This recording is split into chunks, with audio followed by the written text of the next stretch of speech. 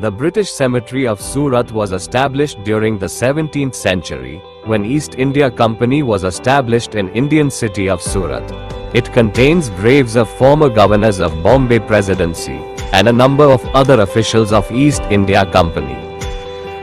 Although the early European settlers were not royalty, they did have grandiose ambitions.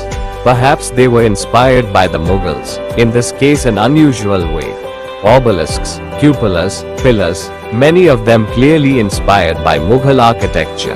They are all here 250 years after they were erected by fond relatives and friends to commemorate the people of the East India Company. It is as if, like the great pharaohs of Egypt, the officials, especially based here in the 17th century, wanted to leave behind structures that would inspire awe and wonder for centuries. Surat was where the early British arrivals settled, after Mughal Emperor Jahangir gave them a permit to trade in India in 1613. They set up a factory, a trading post, and began conducting business. It was a tough existence.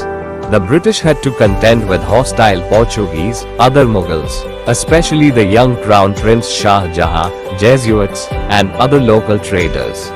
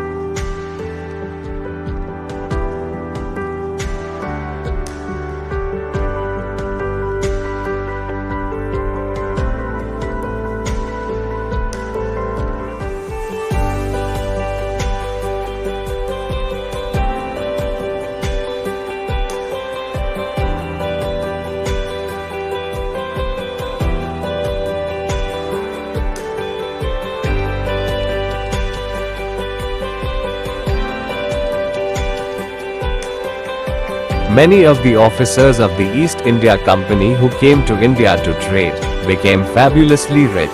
Some of them tried to break into the British upper classes and even influence the political process. Many others lived and died in India and were buried here. What they left behind gives an indication of not just their status, but also their aspirations. To get an idea of how company officials saw themselves, one just has to see the English cemetery in Surat.